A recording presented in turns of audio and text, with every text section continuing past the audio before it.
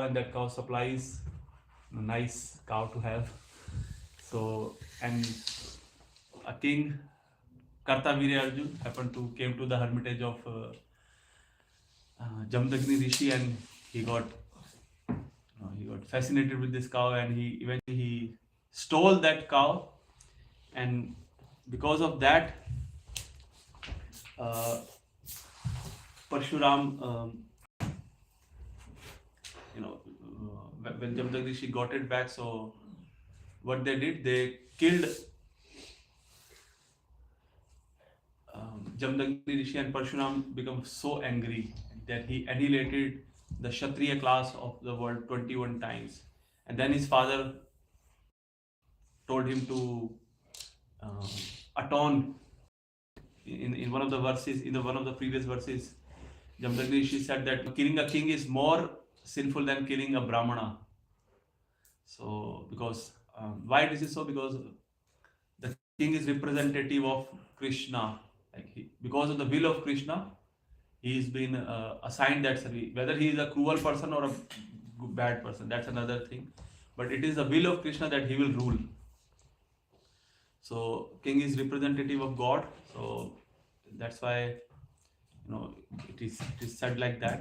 So Parshuram killed Kshatriya class 21 times, and then his father asked him to go and do a yajna to atone your sins. And we are going further in that progression. So verse 21. Thereafter, Parshuram joined his father's head to the dead body and placed the whole body and head upon Kushagras. By offering sacrifices, he began to worship Lord Vasudev, who is all-pervading super soul of all the demigods and of every living entity. Verse 21 is 21 and 22 are combined, so we'll recite them together. Dado prachim disham hotre Brahmane dakshinam disham Advaryave Advaryave pratichim vai Udgatre uttaram disham Annebhyo avantara disha Kashyapaya cha madhyata Aryavartam upadrishtre Sadasyebhas tatha param Dado prachim disham hotre Brahmane dakshinam disham Advaryave pratichim vai Udgatre uttaram disham Annebhyo avantara disha Kashyapaya cha madhyata Aryavartam upadrastre Sadasyebhas tatha param. I would like to cite. Dado prachim disham hotre Brahmane dakshinam disham Advaryave pratichim vai Udgatre uttaram disham Anyebhyo avantara disha Kashyapaya cha madhyata Aryavartam upadrashtre Sadasyebhyas tatha param.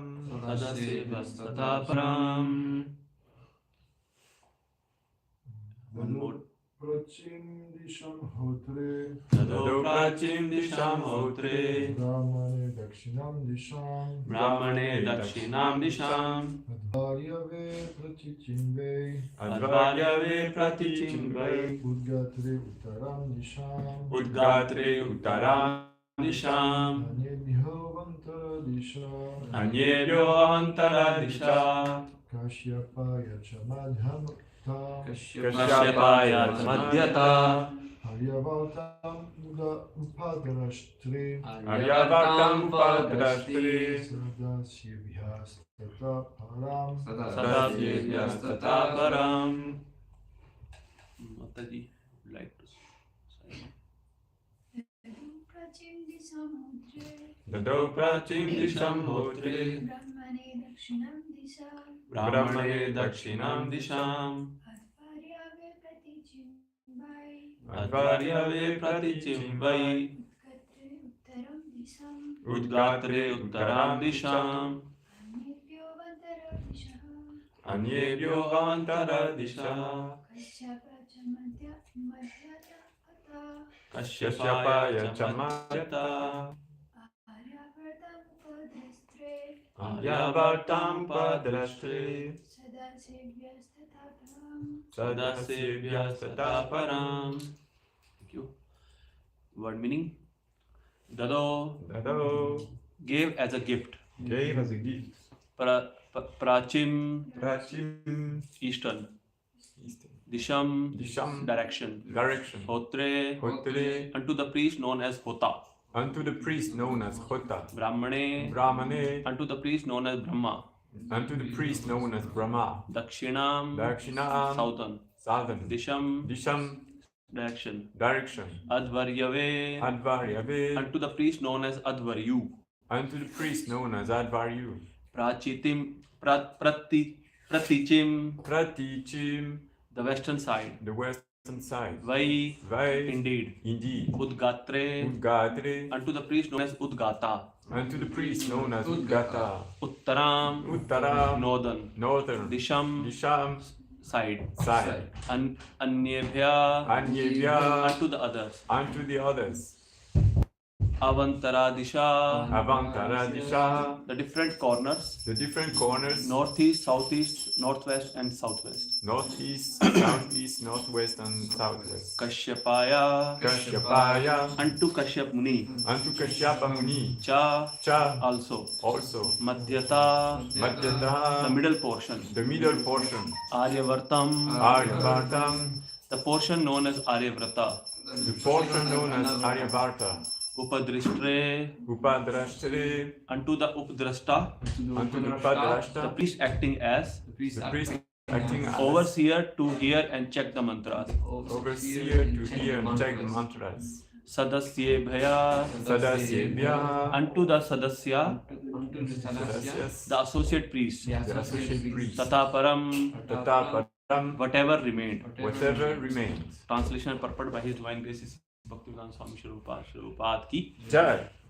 After completing the sacrifice, Lord Parshuram gave the eastern direction to the Hota as gift, the southern direction to Brahma, the western direction to Advayu, the north to Udgata, and four corners northeast, southeast, southwest to the other priest. He gave the middle to Kashyapa, the place known as Aryavarta to Upadrashta. Then whatever remained, he distributed among the Sadasya, the associate priests. Purport is very long. The tract of land in India between Himalaya mountains and Vindhya hills is called Aryavrata. End of purport.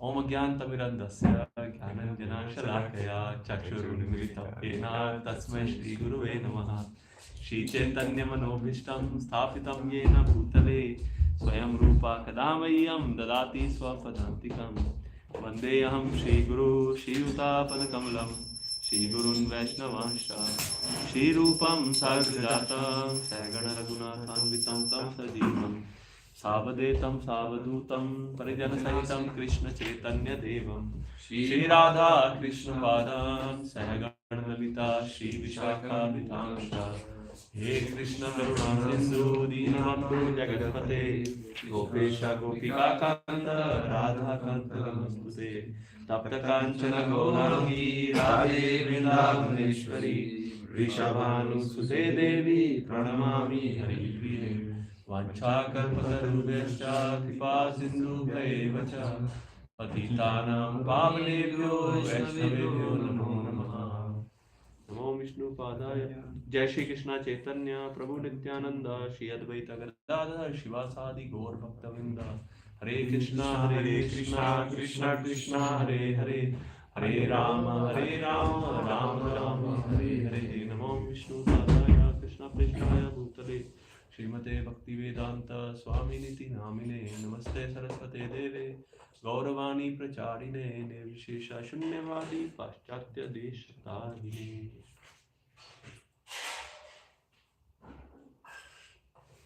Kukkaroti Vasalam Pangam Lagayate Grim Pata Dhamande Shigurum Dinataranam.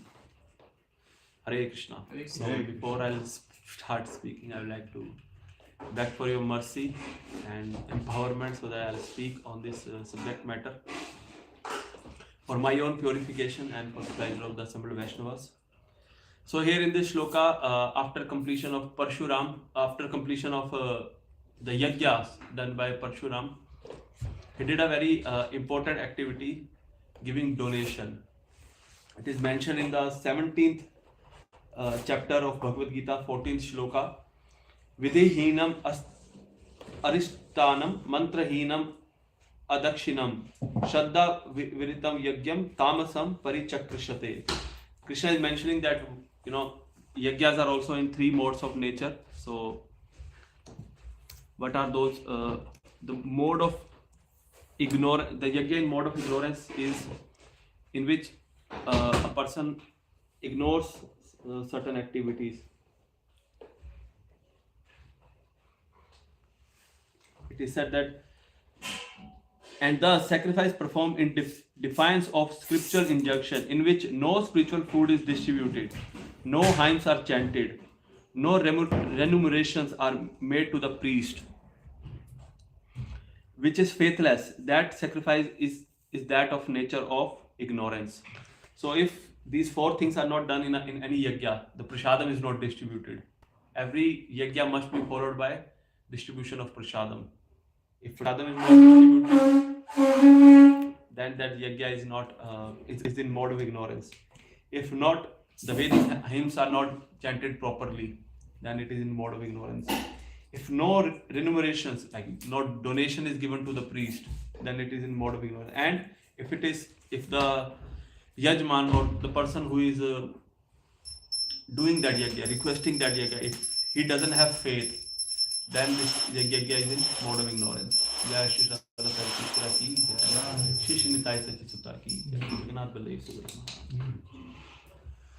So Lord Parshuram, when he did this yajna, he knew this code of conduct and he gave suitable donation to the priest.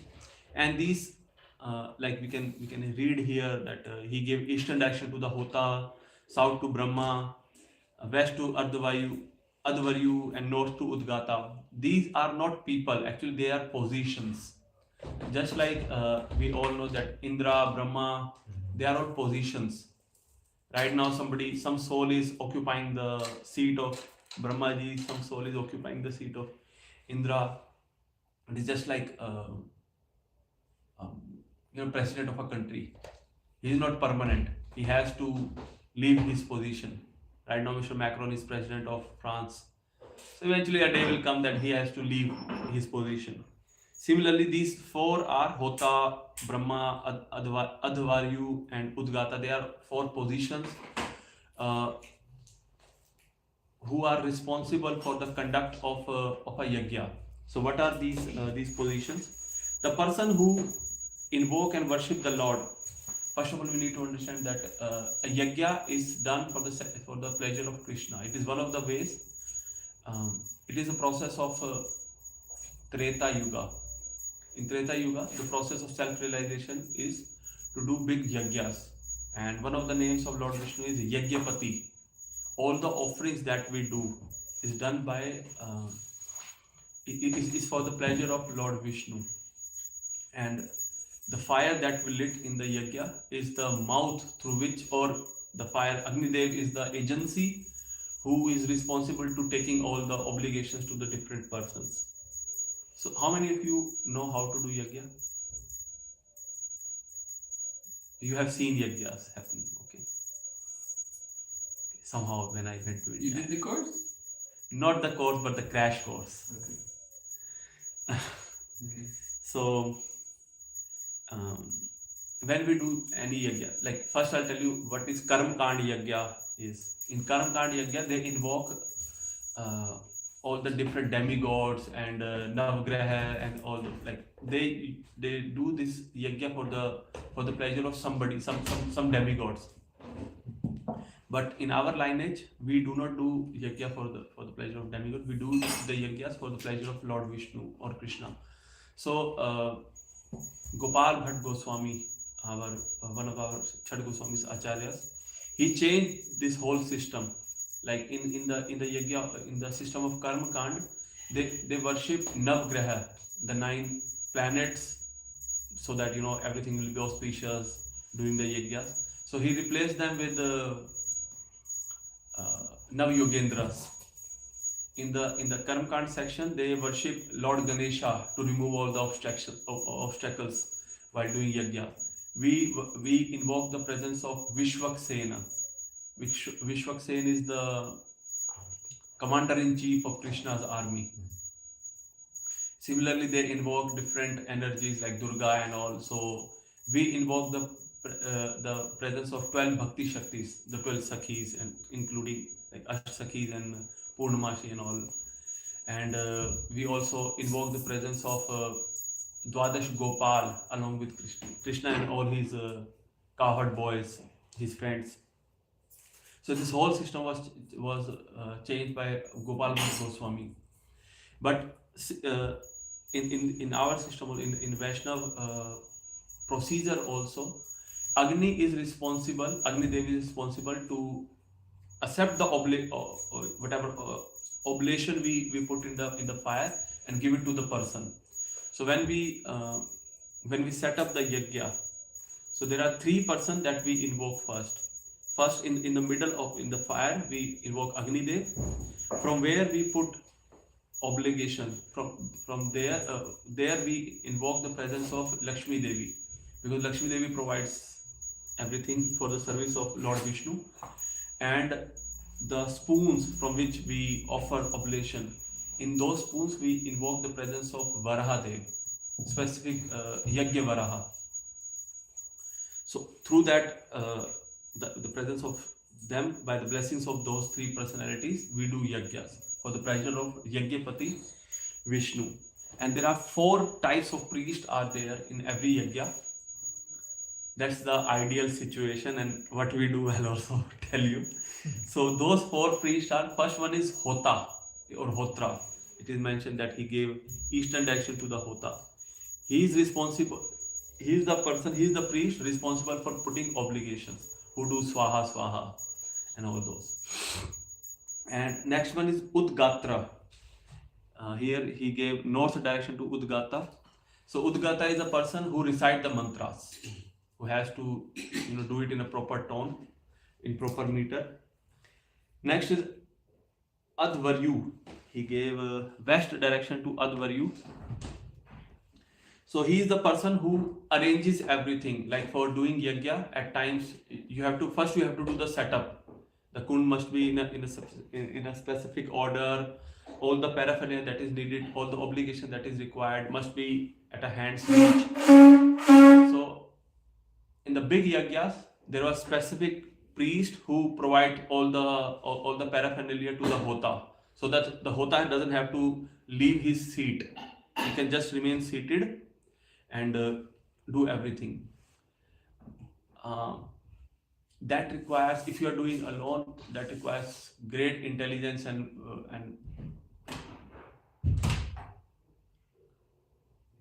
previous preparation before doing anything.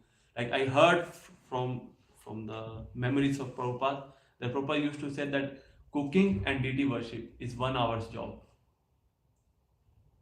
It is so, those who do cooking and those who do deity worship, for them it doesn't digest well. How can we do puja in 1 hour, or how can we do cooking in 1 hour? So one of the senior devotee, one of the Prabhupada disciple, he was mentioning that what Prabhupada used to do before sitting for cooking or before sitting for deity worship, he gather all those things at one hand's reach.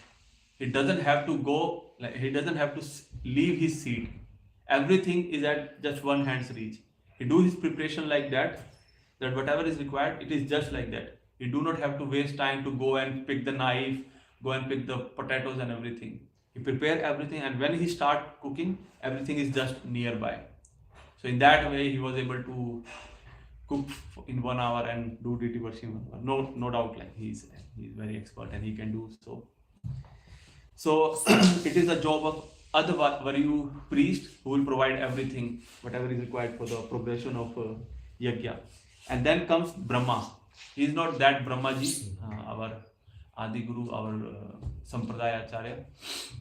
The Brahma is the head priest who act as referee, that everything is going nice. He listen to the mantras. If anything goes wrong, if the Udgatra recited the mantra wrong, he stopped the yajna and asked him to recite it again. Because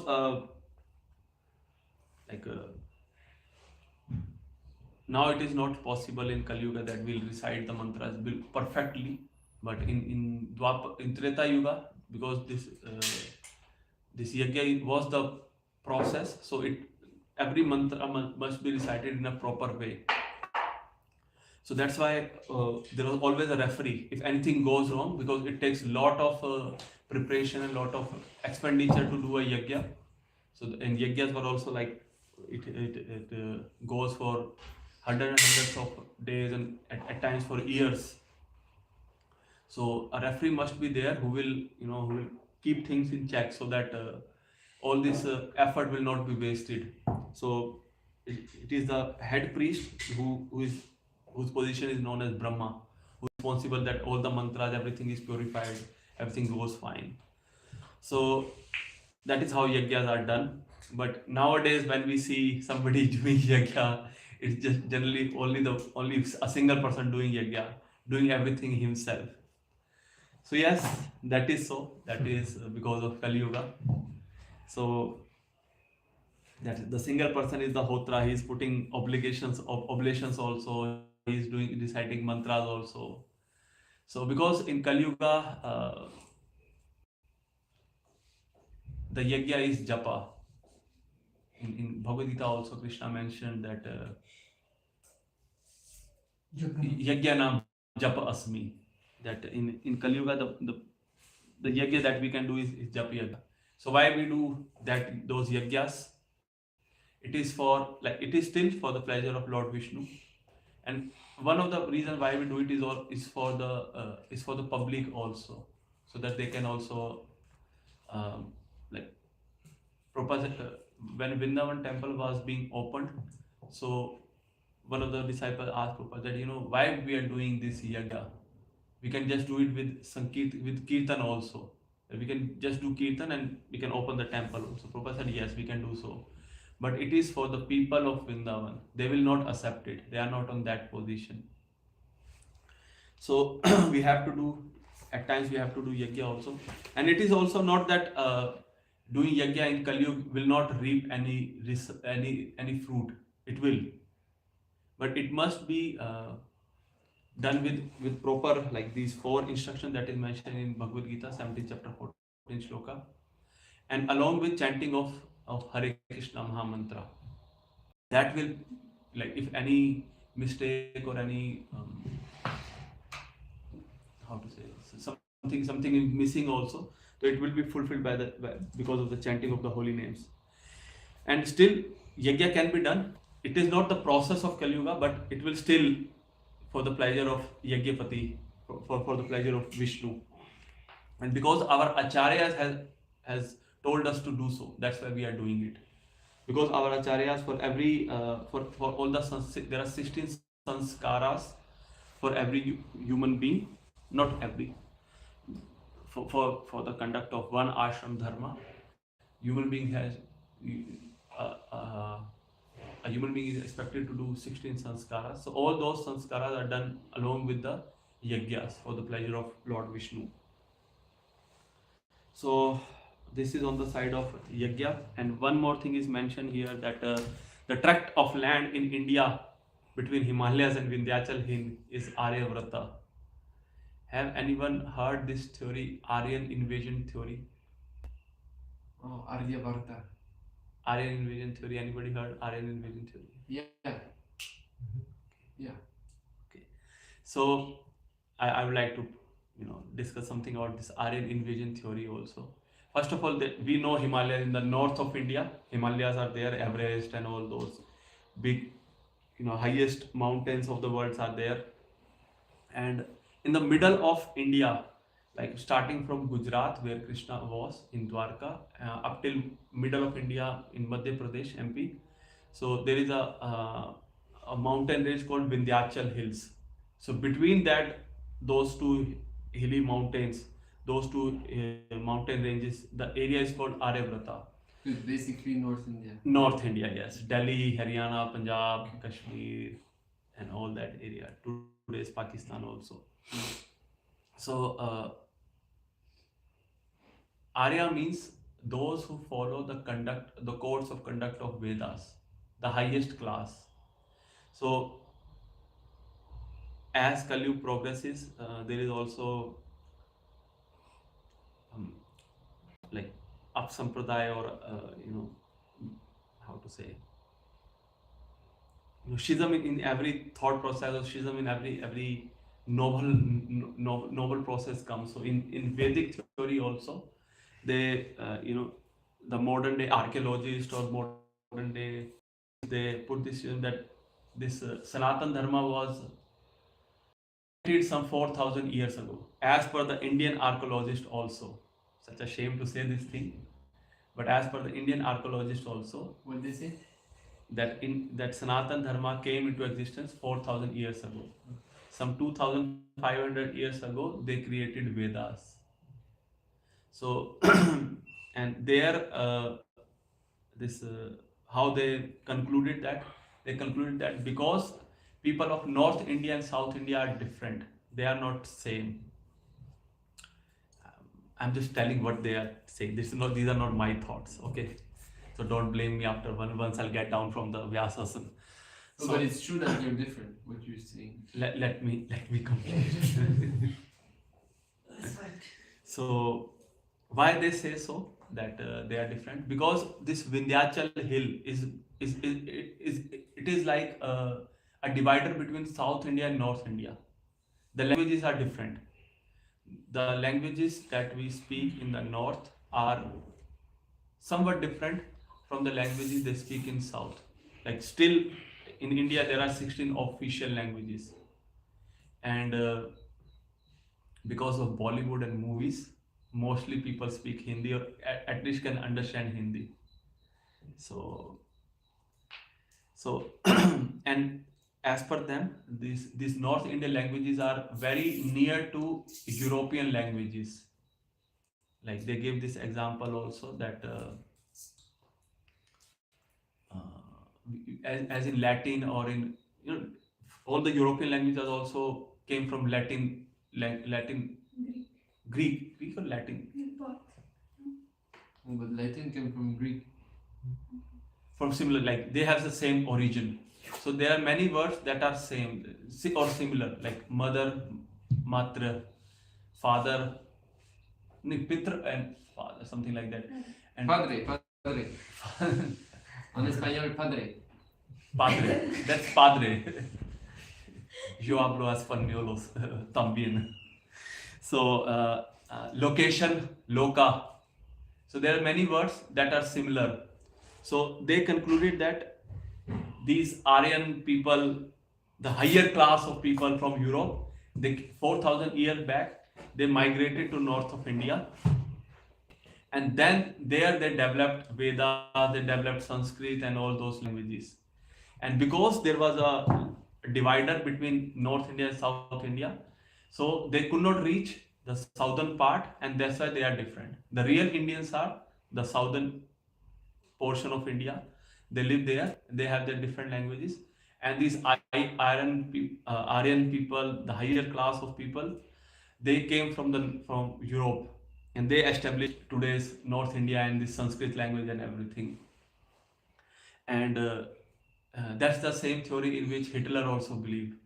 He believed that we are the highest class. the Aryan people, and all other, those who are not on that level, they have no right to live. So that's why he did Holocaust and killed so many Jews. So, but that's not true. Why that is not true? Because all the references are there same in the South Indian text also and in the North Indian text also, and genes are also same. So actually it's opposite, that this knowledge flows from India to Europe, not not that it flows from Europe to India. It completely opposite, that from India it comes to, like, you can just simply ask why so many of Europeans wanted to come to India. Why, if like nobody wanted, like this British East India Company, Vasco da Gama from Portugal, Dutch Dutch East India Company, they all want to come to India because India was such a rich tract of land. Not only in rich in resources like gold, spices, and all, it is rich in terms of knowledge also. The biggest library of the world was there in Takshila, present day Bihar. And when one of the invaders, Bakhtiar Khilji, he uh, burned this library. It is mentioned that for 6 months that library was burning. You can imagine how many books would be there. That it took 6 months to burn the whole library. So this iron invasion theory is completely bogus. It is rather opposite. We can see from here also. This text Shrimad Bhagavatam is since time immemorial. It is not that it is created some 2000 years back. Even like in Shrimad Bhagavatam, we can see that in the first canto it is mentioned about um, Lord Buddha, that in future Lord, when Shukdev goes, not Shukdev Goswami, it is spoken by Sud Goswami to Shaunakadi Rishi, that he was mentioning 24 incarnations of Krishna. So he mentioned Lord Buddha in future tense, that in future Lord Buddha will come. So he spoke it some 5,000 years back, and after 2,500 years, Lord Buddha appeared. So we can see from here also that it is much more older than these archaeologists say. And here also in Shrimad Bhagavatam, it is mentioned that that land between Himalaya and Vindhya hills are called Aryavrata, where the Aryan people live. So this Aryan invasion theory is completely bogus. It is not true. It's rather opposite. And this, sorry, this pastime is in Dwapara Yuga also. Treta Yuga. Lord Parshurama was there in Treta Yuga. When Lord Ram did Swayamvar, when he break this bow of Lord Shiva, Parshuram came to fight. That how could you break this bow of Lord Shiva? So he was there in Treta Yuga. The process of Treta Yuga is to do yajna. The process of Dwapar Yuga is to build a huge temple and do elaborate deity worship. So these are the thoughts from my side. Any question, comment, correction? Anybody have? I heard also for the sake, the importance of yaga for on life, even practicing devotees, it gives an impression also, not only to the public but also to ourselves. It's that something important. Big has happened in my life. Yeah, and when hard times come, then it's a great remembrance, and it's just not overwhelmed, but it goes, it kind of replace your old materialistic sanskaras with new ones. Actually, all these 16 sanskaras that happen in the life of in Varnashram Dharma that is given. So the priest is meant to educate also the person that what you are going to do. Like I have attended only one Vedic marriage in my life so far. So the priest, the marriage happened for, like, this whole process goes for 3.5 hours, and 1 hour specifically was for the priest to educate the bride and groom that what you are going to do. 1 hour. 1 hour, like, Like you a know, lecture. 1 hour everybody stopped, and you know the lecture was going on from the yajna pile, that specifically for the bride and groom, that you know what is going to happen, that now you are a team. The husband cannot do anything without the permission of the wife. The wife, now your gotra has been changed, like you are going into different family. Now this family is not the the family you are from is not your family. Now your new family is your real family. Whatever you have to do is for their like it belongs to this family, and something, you know, things like that. So he was educating the bride and groom. It was not like just chanting of the mantra and finishing off the thing. So that's why it is called sanskar, that puts impression on the person who is doing that. It is a duty of the priest there. Like one more thing I would like to add: when we do yajnas, generally we mostly have seen diksha yajnas, initiation yajnas. So the guru who gives initiation, he is the Brahma, who has to make sure that all the mantras are. He's supposed to be like be the Brahma on the Brahma position, the fourth position that I talked about. The Brahma is the person who is responsible for that everything goes well. So that's why he give lecture also to the person who are, you know, who to the participant who came here there to take initiation, that what you are going to do. That's why he tell them all the 10 offenses against the chanting of the holy names and everything, educating them that, you know, now is the time, that, you know, this is the big thing that is happening in your life.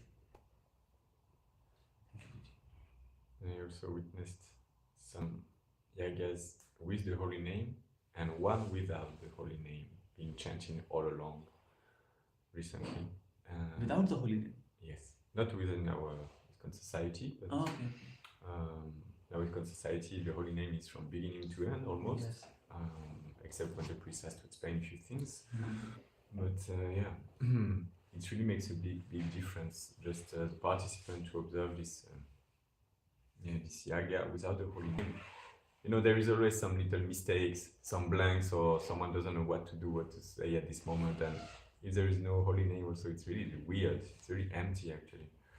And yeah, the one I attended without the holy name, they just recited one Hare Krishna Maha Mantra, and that was it for the full ceremony, 3 hours. Pure name. So my question is, what can be the result of this? Only one Hare Krishna Mahantra, enough to take you back home, back to God. Maybe they believe in that. I'm not sure they started with Hare Krishna, they started with Hare Ram or something, I'm not sure. Hare Krishna. Different sampradayas, they can do anything. Okay. Hare Krishna. Yat Prabhupada ki Jai. jai. You have something to say, Prabhuji? Pranpuran. Thank you. Hare Krishna. Yat Prabhupada ki jai. Srimad Bhagavatam ki jai. Jai.